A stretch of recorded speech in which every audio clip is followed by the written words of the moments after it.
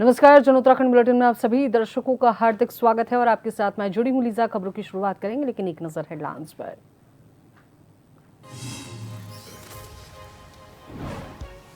देहरादून में उत्तराखंड भाजपा की बड़ी बैठक, 3 लोकसभा सीट पर हो रहा महामंथन। टिहरी, पौड़ी, हरिद्वार के जनप्रतिनिधि शामिल।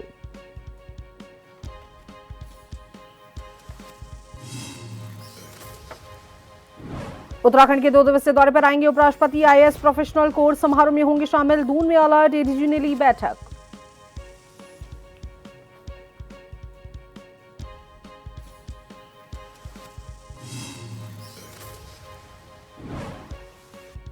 चमोली टनल से एक और शव बरामद, पानी और मलबा हटाकर आगे बढ़ रही रेस्क्यू टीम। अब तक 9 श्रमिकों की मौत, एक और की तलाश।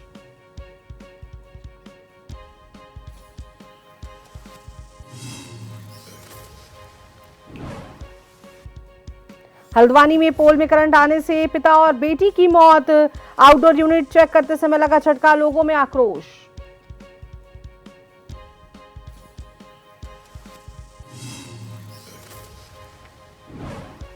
उत्तराखंड के 4 जिलों में बारिश, गंगा सरयू समेत 8 नदियां वार्निंग लेवल के पार। 91 सड़कें बंद। देहरादून में स्कूलों की छुट्टी।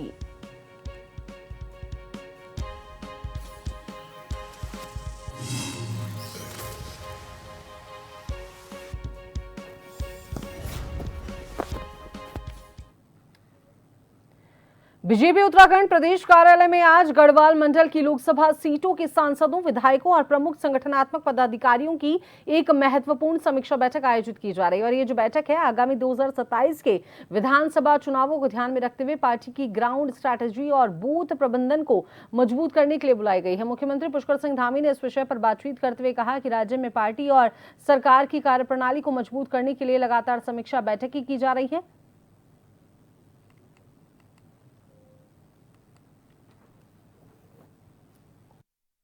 ये प्रत्येक संसदीय क्षेत्र के अनुसार वहाँ के विधायकों और सांसदों के साथ कर रहे हैं। तो आज उसी क्रम में यहाँ की बैठक है। सभी प्रकार की समीक्षाएं हो जाएंगी उसमें और उनका फीडबैक भी मिल जाएगा और जो काम हमको करने आने वाले समय में उन सभी कामों को करेंगे। मानसून का ये समय चल रहा है, इस समय में हमारे सभी कार्यकर्ता, हमारे सभी जनप्रतिनिधि मिलकर जनता की सेवा करेंगे और समयबद्ध तरीके से जो काम और हो सकते हैं उन कामों को प्राथमिकता से लेकर आगे बढ़ाएंगे। तो वहीं खबर पर विस्तार से जानकारी साझा करने के लिए हमारे साथ संवाददाता श्रीनिवास पंत फोन लाइन पे हैं। श्रीनिवास जी, बैठक आज आयोजित की जा रही है, क्या कुछ इस बैठक में खास रहने वाला है, क्या कुछ खबर को लेकर अपडेट है? बिल्कुल लीजा, आपको बताना चाहूंगा, उत्तराखंड विधानसभा चुनाव 2027 के लिए भारतीय जनता पार्टी संगठनात्मक अपनी मजबूती और समीक्षाएं करना चाहती है। इसी कड़ी में प्रदेश अध्यक्ष महेंद्र भट्ट और बकायदा उत्तराखंड के मुख्यमंत्री पुष्कर सिंह धामी की अध्यक्षता में आज जो महत्वपूर्ण 3 लोकसभाओं की समीक्षा बैठक चल रही है। सबसे पहले सुबह 11 बजे जो समीक्षा बैठक शुरू की गई, उसमें टिहरी लोकसभा सीट के यानी सांसद के साथ साथ जो भारतीय जनता पार्टी के पदाधिकारी मौजूद थे, उनके साथ ये समीक्षा की गई है। 2027 विधानसभा चुनाव में पार्टी और सरकार ने जो काम किया है उसको पार्टी के कार्यकर्ताओं के द्वारा घर घर पहुंचाना है और कहीं पर कोई कमियां रह गई है, उन कमियों को अभी भी 3 से 4 महीने का वक्त शेष है, उसको दूर किया जाएगा। उसके बाद दोपहर में 2:30 बजे के करीब पौड़ी लोकसभा सीट की महत्वपूर्ण बैठक थी। इस बैठक में पौड़ी के जो सांसद हैं और भारतीय जनता पार्टी के नवनियुक्त मीडिया प्रभारी हैं, उन्होंने शिरकत की। इसके अलावा संगठनात्मक तमाम पदाधिकारी मौजूद रहे। इसके अलावा अब कुछ देर के बाद हरिद्वार लोकसभा सीट की महत्वपूर्ण बैठक होने वाली है, जिसमें पूर्व मुख्यमंत्री और वर्तमान सांसद त्रिवेंद्र सिंह रावत मौजूद रहेंगे और हरिद्वार के भारतीय जनता पार्टी के पदाधिकारी मौजूद रहेंगे। और इस बैठक का सबसे मुख्य जो एजेंडा है वो ये है कि कहीं पर कोई काम अगर रह गया है और सांसद के अपने पदाधिकारियों के संसदीय क्षेत्र के जरिए अगर वो बात सामने आती है तो मुख्यमंत्री उस कार्यक्रम में मौजूद रहेंगे, उन तक ये बात जाएगी, यानी सरकार तक बात जाएगी और सरकार उस चीज को दुरुस्त करेगी।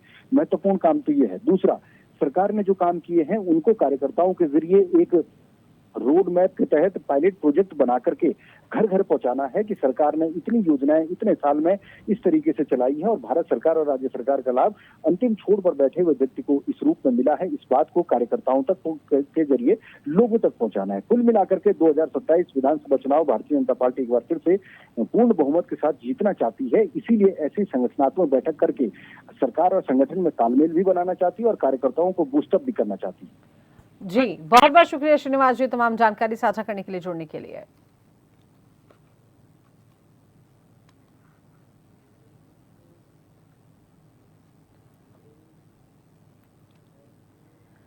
मुख्यमंत्री खिलाड़ी प्रोत्साहन योजना के तहत हरिद्वार में ब्लॉक और नगर पालिका स्तर पर खिलाड़ियों के ट्रायल आयोजित किए जा रहे हैं। रोशनाबाद स्थित खेल विभाग के स्पोर्ट्स स्टेडियम में जिले भर से पहुंचे खिलाड़ी विभिन्न खेलों में अपनी प्रतिभा का प्रदर्शन कर रहे हैं। योजना के तहत बालक और बालिका वर्ग के विभिन्न आयु वर्गों में कुल 200 खिलाड़ियों का चयन किया जाना है। चयनित खिलाड़ियों को खेलों के प्रति प्रोत्साहित करने के लिए मासिक छात्रवृत्ति दी जाएगी और चयन की दौड़ में शामिल खिलाड़ी मैदान पर जमकर पसीना बहा रहे हैं।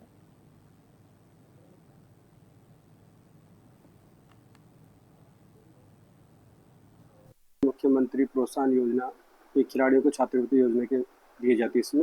इसमें पर मंथ 2,000 रुपये खिलाड़ियों को तथा 10,000 रुपये एक मुफ्त धनराशि खिलाड़ी के खाते में डाइट दी जाती है, जिससे खिलाड़ी इससे अपनी डाइट के लिए अपने किट खरीदने के लिए उपलब्ध कराया जाता है। पहले जनपद स्तर, ब्लॉक स्तर में, नगर निगम और नगर पालिका स्तर में चयन ट्रायल 16-17 तारीख 16 तारीख को बालिकाओं को ट्रायल था, 17 तारीख को बालकों को ट्रायल है। इसमें 14 से 23 साल तक के 4 कैटेगरी में डिस्ट्रीब्यूट कर रखा है। 14 से 17, 17 से 19, 19 से 21 और 21 से 23 वर्ग का चल रहा है। इसमें पहला वर्ग है 14 से 17, दूसरा वर्ग है 17 से 19, तीसरा वर्ग है 19 से 21 और चौथा वर्ग है इसमें 21 से 24। अभी तो ये मतलब विकासखंड स्तर पे हो रहा है, दूसरा मतलब साथ में इसमें नगर पालिका स्तर है, इसके बाद भी ये जिला स्तर पर होगा, उसके चयन होंगे। रिक्वेस्ट, स्वागत है। खबरों के सिलसिले को आगे बढ़ाते हैं तो चंपावत जिले के सबसे बड़े लोहाघाट महाविद्यालय की विभिन्न समस्याओं को लेकर एबीवीपी व एनएसयूआई छात्र संगठन अनिश्चितकालीन धरने पर बैठ गए हैं। जहां एनएसयूआई कॉलेज अध्यक्ष आयुष गोस्वामी के नेतृत्व में कॉलेज गेट पर धरना शुरू किया, वहीं एबीवीपी ने पूर्व छात्र संघ अध्यक्ष ऋतिक ढेक के नेतृत्व में स्वामी विवेकानंद जी की मूर्ति के पास अपना तंबू गाड़ा है। दोनों छात्र संगठनों के एक साथ आंदोलन को देखते हुए शांति व्यवस्था के लिए थाना अध्यक्ष अशोक कुमार दलबल सहित मौके पर पहुंचे। लोहाघाट महाविद्यालय वो पहुंचे। महाविद्यालय में जो साइंस फैकल्टी है उसके अंदर किसी भी डिपार्टमेंट्स में जो इक्विपमेंट्स होते हैं, इक्विपमेंट्स की बहुत भारी कमी है। इसके अलावा जो डिस्ट्रिक्ट का सबसे बड़ा महाविद्यालय होने के बाद भी हमारे महाविद्यालय में हिस्ट्री जैसे मेजर सब्जेक्ट में एमए नहीं है। एमए तो नहीं, मैम टीचर भी नहीं है हमारे कॉलेज में। इसके अलावा एमए के हिस्ट्री के अलावा सोशियोलॉजी, साइकोलॉजी, एजुकेशन में भी एमए नहीं है। हमारी दूसरी ये मांग है कि इनमें एमए जल्दी से जल्दी स्टार्ट किया जाए। तीसरी मांग, जो कॉलेज में बहुत दूर दूर से स्टूडेंट्स आते हैं उनके लिए या तो बस पास की सुविधा करी जाए या फिर कॉलेज को बस अलॉट की जाए। कि पिछले वर्ष भी हम एमए के अंदर सब्जेक्ट की बढ़ोतरी के लिए बैठे थे। आज जब हमारे महाविद्यालय के अंदर बच्चे हिस्ट्री जैसे सब्जेक्टों में, साइकोलॉजी जैसे बेहतर सब्जेक्टों में यहाँ से जब अपना ग्रेजुएशन पूरा करते हैं, उसके बाद उनको मास्टर्स करने के लिए कहीं दूसरी जगह जाना पड़ रहा है। मगर जब हम यहाँ देखते हैं कि हमारे पास हिस्ट्री में 300-400 बच्चे हैं, मगर उनके लिए मास्टर्स यहाँ अवेलेबल ही नहीं है। बच्चों को यहाँ छोड़ के कहीं बाहर जाना पड़ता है। इससे कई बार बच्चों को मानसिक प्रताड़नाएं और क्या कहते हैं, बहुत सारी चीज़ों का सामना करना। हमारी जो मुख्य मांग है, पिछले वर्ष भी हम इस मांग के लिए बैठे थे। जो एमए में समाजशास्त्र, शिक्षा शास्त्र, इतिहास और सोशोलॉजी के लिए जो हमारे सब्जेक्ट नहीं खुल पाए हैं, उनके लिए हम फिर से इन मांगों के लिए बैठे हैं। और इसके अलावा जो भारी संख्या में मॉडर्न फिजिक्स जो BSc 6 सेम के छात्र छात्राएँ थे, उनमें लगभग विश्वविद्यालय की गलती की वजह से लगभग 75% से ज़्यादा लोगों की बैक है, जिसमें से अब वो MSc में एडमिशन नहीं कर पा रहे हैं। और इस गलती को सुधारने के लिए हम विश्वविद्यालय के खिलाफ ये आंदोलन कर रहे हैं। और इसके अलावा लाइब्रेरी में लाइब्रेरियन जैसी मुख्य मांगे हैं, जो हमने पिछले साल भी हम जिन मांगों के लिए बैठे थे, जो मांगें अभी तक पूरी नहीं हुई हैं, उन मांगों के लिए हम यहाँ धरने में बैठे। विकासनगर में मतदाता सूची पुनरीक्षण यानी कि एसआईआर की प्रक्रिया को लेकर सियासी पारा चढ़ गया है। पूर्व कैबिनेट मंत्री और वरिष्ठ कांग्रेस नेता नवप्रभात की अगुवाई में दर्जनों कार्यकर्ताओं ने विकासनगर तहसील का घेराव कर जोरदार प्रदर्शन किया। ब्लॉक और शहर कांग्रेस कमेटी के बैनर तले कार्यकर्ताओं ने उपजिलाधिकारी को ज्ञापन सौंपकर मतदाता सूची में बड़े पैमाने पर गड़बड़ी के आरोप लगाए हैं और कांग्रेस का यह आरोप है कि विकासनगर और सहसपुर विधानसभा क्षेत्रों में प्रारूप 7 के जरिए वैध मतदाताओं के नाम काटने की साजिश रची जा रही है। नेताओं के मुताबिक बीएलओ द्वारा घर घर जाकर सत्यापन पूरे किए जाने के बावजूद प्रायोजित और फर्जी आपत्तियां दर्ज कराई जा रही हैं ताकि चुनाव प्रक्रिया को प्रभावित किया जा सके। कांग्रेस ने मांग की है कि प्रारूप 7 के तहत मिली सभी आपत्तियों का ब्यौरा बूथ लेवल एजेंटों को दिया जाए और बिना निष्पक्ष जांच के किसी भी नागरिक का नाम मतदाता सूची से न हटाया जाए।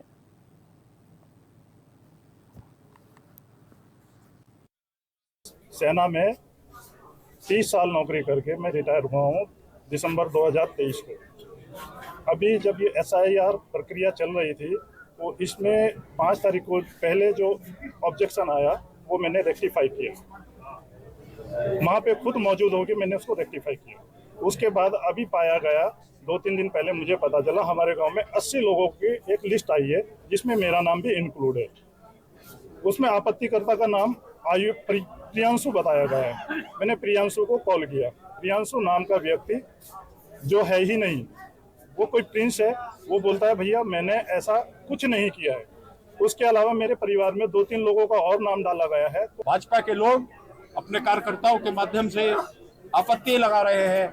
अगर कोई आदमी मैपिंग के समय उपलब्ध था, अगर कोई आदमी एसआईआर की सुनवाई में भाग ले रहा है तो ये कहना कि वो यहाँ रहता नहीं है, ये एक आधारहीन तथ्य है और इसकी जांच हमारे रजिस्ट्रीकरण अधिकारी को पहले करनी चाहिए और तब इन आपत्तियों पे जो कि अब लगातार 13 तारीख के बाद आती जा रही हैं, तब उनके ऊपर सुनवाई शुरू करनी चाहिए और आरपी एक्ट के प्रावधानों की तहत जो झूठी कार्रवाई करने वाले हैं उनके ऊपर मुकदमे दर्ज किए जाने चाहिए। कांग्रेस के द्वारा एक ज्ञापन हमें प्रेषित किया गया था जिसमें जो हमारी एसआईआर की प्रक्रिया चल रही है उसमें जो दावे आपत्तियां प्राप्त हुए हैं उसके नियमानुसार निस्तारण के लिए हमें ज्ञापन दिया है और जो उनके द्वारा आपत्तियां दी गई हैं उसका परीक्षण करेंगे।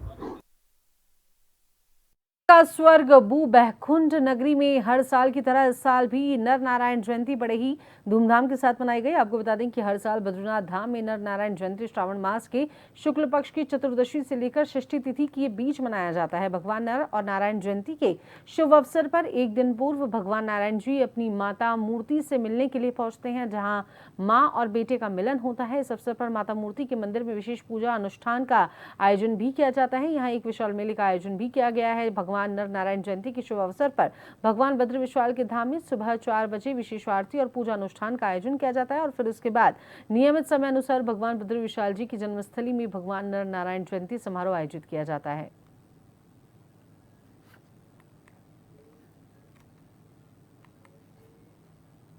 उत्तरकाशी जिले के बेडथात इंद्रिकाल पर्वत पर भाद्रपद संक्रांति के अवसर पर पारंपरिक दूध गाढ़ू मेले का भव्य आयोजन किया गया और मेले में धनारी और गमरी पटरी के हजारों श्रद्धालुओं ने नागराज देवता के दर्शन कर पूजा अर्चना की। श्रद्धालुओं ने सैकड़ों लीटर दूध और दही से नागराज देवता का अभिषेक कर क्षेत्र की खुशहाली की कामना की। मान्यता है कि सेम मुखेम जाते समय नागराज देवता ने इस स्थान पर विश्राम किया था और ये जो मेला है उत्तरकाशी की लोक संस्कृति, परंपरा और अगाध आस्था का प्रतीक है। जय नागराजा देवता और पूर्ण देवता। और जो हमारे यहाँ पे दूधगाड़ू मेला चलता है ये पौराणिक मेला है। हमारे दादा बूढ़ा लोगों से ये चल के आ रहा है। तो वो लोग पहले अपनी छानी में अपनी गाय भैंस पाल के यहाँ जो है दूधगाड़ू मनाते थे। फिर ये श्रावण ख़त्म हो के जो भादों का महीना शुरू होता है तो इसमें जो है हमारी कौड़ी, चीना, झंगोरा ये सारी फसलें जो है काटने से पहले ये त्यौहार मनाते थे कि जो आज ये दूधगाड़ू नाम से या बटर फेस्टिवल बोल सकते हैं इसको, तो ये मनाते थे। तो ये पौराणिक है और मान्यता है कि यहाँ पे भगवान नाग देवता ये खुद विराजमान रहते हैं इस बार तो नहीं, पर कई बार पिछली बार भी थे, तो पिछली बार भी दर्शन दिए थे नाग देवता ने यहाँ पे, उससे पहली बार भी दिए थे। और ये पौराणिक मेला है। तपस्या, साधना और आस्था के संगम के रूप में हिसार के मैयड़ स्थित ओम सिद्ध महामृत्युंजय अंतर्राष्ट्रीय योग एवं ज्योतिष अनुसंधान केंद्र में विश्व के सबसे बड़े महामृत्युंजय यंत्र की स्थायी स्थापना की गई है।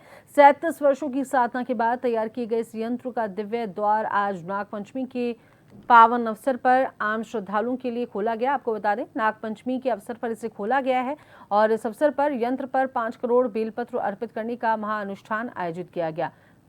आयोजकों का ये दावा है कि इस महाअनुष्ठान के माध्यम से भारत देश के कालसर्प दोष को दूर करने का आध्यात्मिक संकल्प लिया गया है। अनुसंधान केंद्र में आयोजित प्रेस वार्ता में स्वामी सहजानंद महाराज ने बताया है कि महामृत्युंजय यंत्र उनके 37 वर्षों की अखंड साधना का साकार स्वरूप है। उन्होंने कहा कि इस केंद्र का उद्देश्य केवल यंत्र के दर्शन तक सीमित नहीं, बल्कि श्रद्धालुओं को ध्यान, मेडिटेशन, पूजा पाठ, महामृत्युंजय साधना और आध्यात्मिक चिंतन का अवसर उपलब्ध कराना भी है।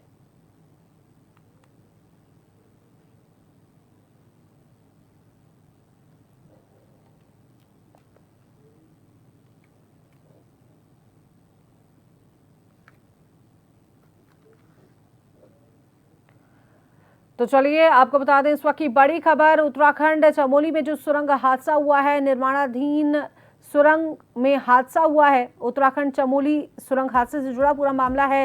एक और कर्मचारी का यहां पर शव बरामद किया गया है। आपको बता दें, पानी मलबा हटाकर ये रेस्क्यू ऑपरेशन चलाया जा रहा था। निर्माणाधीन टनल में जो हादसा हुआ है उसके बाद एक और कर्मचारी का शव बरामद कर लिया गया है।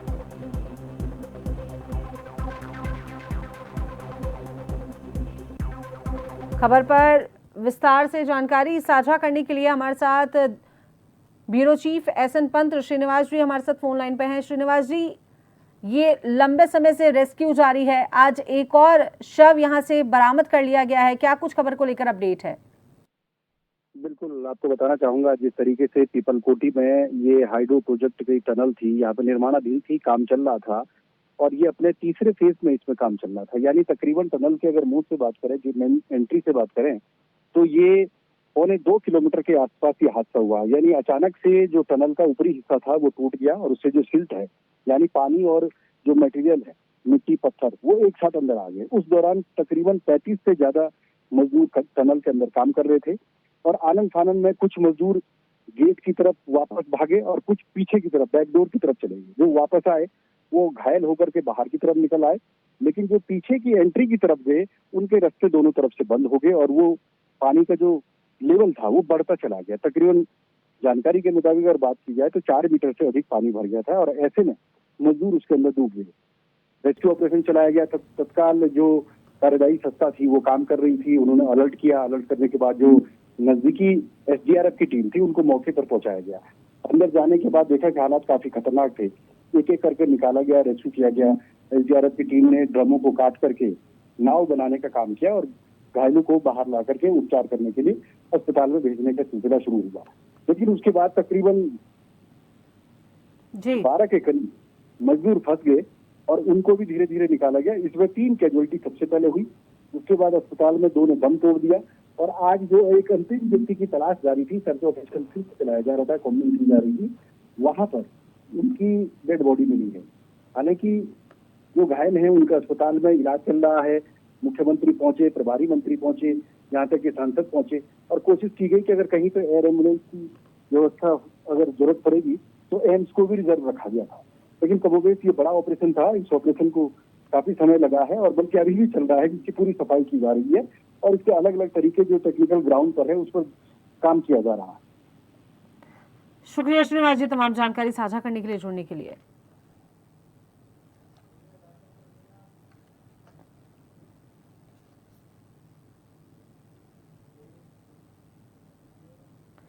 तो उत्तराखंड के इस बुलेटिन में अभी के लिए इतना ही। बने रहिए एजन टीवी के साथ। नमस्कार।